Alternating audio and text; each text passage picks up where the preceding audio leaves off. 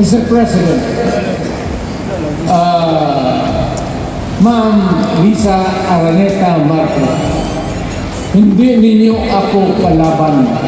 Bakit po pilit ninyong pinag-aaway po si PBBM at saka si VP Sara Duterte? Klarong-klaro naman po na okay naman po silang dalawa. Dahil kung di po sila okay mga lodi, bakit nandun po sa event ni PBBM si VP Sara Duterte kahapon sa Luneta? Matagal po akong hindi nagsalita dahil ayoko po makisali po dito po sa hidwaan na ito. Dahil tinawag po nating unity mga lodi pero nagkawatak-watak po tayo dahil sa iisang tao lamang.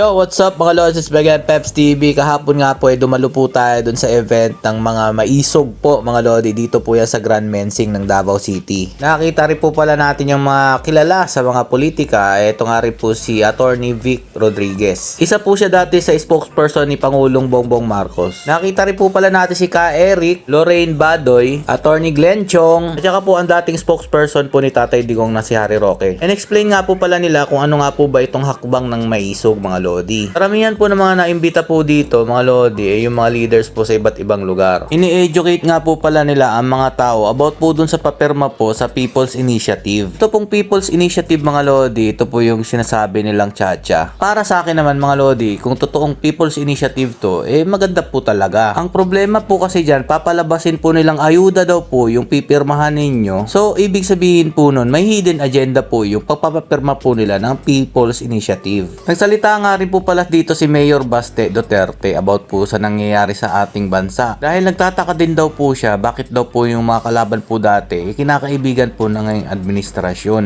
Ito nga po pala yung statement ni Mayor Baste about po dun kahapon. Lahat ng mga kalaban ng dumaan na administrasyon, inyong ginakauban. Mauna inyong ginabuhat. For I do not know what reason yun for what necessity.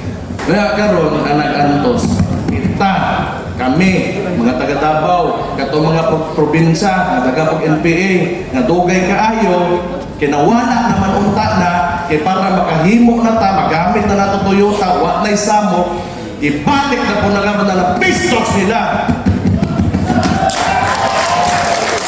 Hindi nga naman po maganda ang nangyari mga lodi dahil binalik po nila ang usapin po sa peace talk. Alam naman po natin yung mga NPA po ang dahilan po ng pagkasira ng ating bansa. Parang sinayang po nila ang pagod ni Tatay Digong para pumasupil itong mga NPA na ito. Sobrang init po ng mga pahayag na binitawan po ni Mayor Baste kahapon. After nga po pala sa Grand Mensing mga lodi, may prayer rally din po na ginanap dito po sa May Rizal. Ang dami pong dumalo mga lodi at may nakalagay pa po dyan Dabawenyo is not for sale daw po. Dahil nga po sa tingin po nila binibili po yung pirma ng ating mga kababayan para daw po dito sa People's Initiative. Ang haba po ng pila dito mga lodi pero dahil VIP po tayo, madali lang po tayo makakapasok dyan. Ito nga po pala yung nagsidaluhan kahapon sa prayer rally po ni Tatay Digong. Diba sobrang dami po mga lodi? Pati nga po pala yung problema sa ICC mga lodi tinalakay. Ito na nga't nasa loob na po tayo ng Rizal Square mga lodi at ayun nga po ang haba pa rin po ng pila no. Pagkapasok po natin mga lodi nakita po natin ang pagkakaisa po ng ating mga kababayang mga Dabawenyo. Hangad po nila ang mapayapang usapin po about po dito sa nangyari sa ating bansa. Meron din po palang banda dito mga lodi at tuntua naman po yung mga dumalo at nagsasayawan pa nga po sila dito. Naalala ko po tuloy-uli yung 2016 na sinuportahan po namin si Tatay Digong sa pagtakbo po niya bilang Pangulo ng ating bansa. Gantong-ganto po yung suportang pinaramdam po ng mga Dabawenyo para po kay Tatay Digong nung time po na iyon. Etong prayer rally na ito mga lodi wala po itong masamang intensyon. Base sa nakalap ko pong mga pahayag ng mga dumalo po dito lalong-lalo na po yung mga nagsalita sa stage. Ang mensahe po dito ay wag po sana maging gahaman sa kapangyarihan. Hayaan po natin ang taong bayan ang maghalal ng bagong pinuno. Hindi po yung kayo po ang masusunod kung sino po pauupuin nyo sa pwesto. At nagbigay din po pala ng konting mensahe si VP Sara Duterte dito. Mga kababayan, ladies and gentlemen, assalamualaikum. Madayaw, maayong gabi kaninyong tanan. Magandang gabi sa inyong lahat.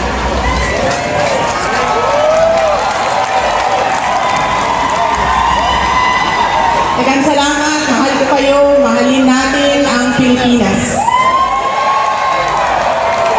Hindi ko po talaga alam mga lodi kung ano pong hinihimutok ng iba pong mga supporters at galit na galit po sila kay BP Sara Duterte. Ang tanging gusto lang naman po niya ang pagmamahal po sa ating bansa. Ang dami pong mga isyong binabato po sa pamilya Duterte pero nananatili naman pong wala pong mga katibayan dito. Nagsalita rin po uli dito si Mayor Baste about po dito sa prayer rally po ng kanyang ama na si Tatay Digong. Pero hindi gaya ng kanina na napakainit po ng kanyang mga binitawang salita, dito po kalmado na siya. May gabi sinyong tangan.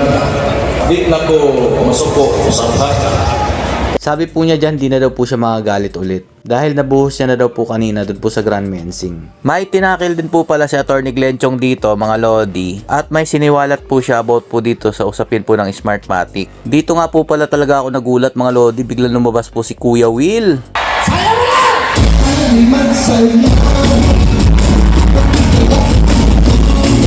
Dito po mga lodi naghiyawan ang mga manonood. Syempre naman si Kuya Will po yan. Bigyan ng jacket dyan! Pero ito po yung nakakagulat na mensahe po niya para po kay Tatay Digong at para po sa ating mga kababayang Pilipino.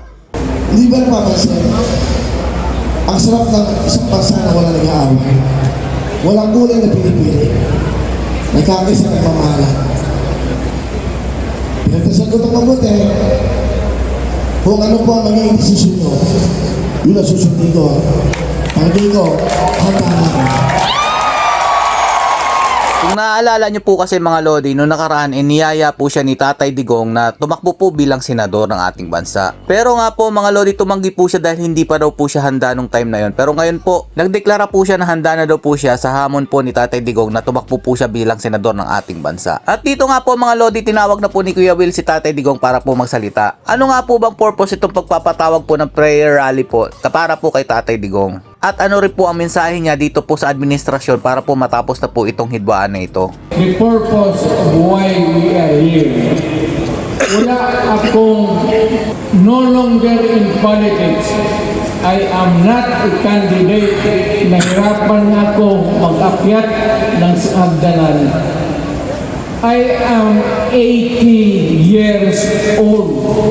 Klarong-klaro po yung sinabi ni Tatay Digong dito na wala po siyang plano na tumakbo bilang mataas na posisyon. Dahil nga po meron na po siyang edad. At hindi po siya tutol dito po sa People's Initiative. Ano po yung kinaalarma niya dito mga lodi? Ito po pakinggan ninyo. Pero nung lumabas itong People's Initiative, okay man yan. Abogado ako. There are 3 ways of amending the Constitution. Mag-constitutional convention, mag-election tayo sa political district ng representante para sa assembly to convene there and propose changing or modification of our Constitution. Itong People's Initiative, pati itong Congress, we would convert the Congress into a constituent body and propose the Constitution. Alinuan dyan sa lahat, it will be submitted to the people for ratification. Ang problema dito, ako, Mr. President, Ma'am Lisa Araneta Marcos, hindi ninyo ako kalaban. Wala akong sinasabi ng masama. Hindi lang ako makakampanya noon. Alam mo, iniiwasan ko ito. Itong panahon na ito talaga ang iniwasan ko. Kasi ba't pipilitan ako ngayon magsalita?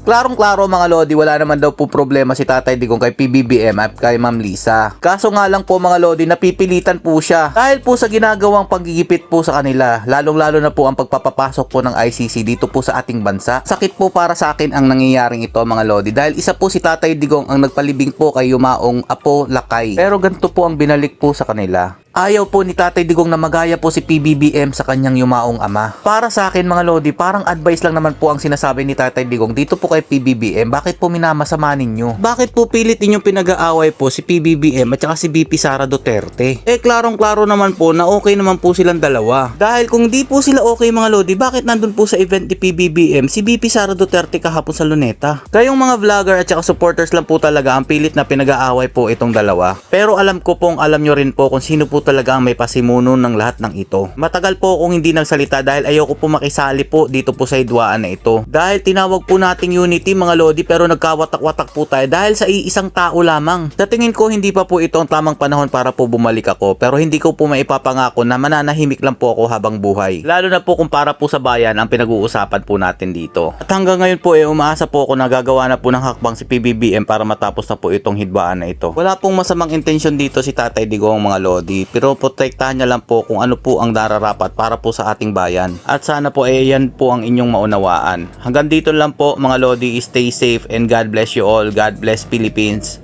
Peace.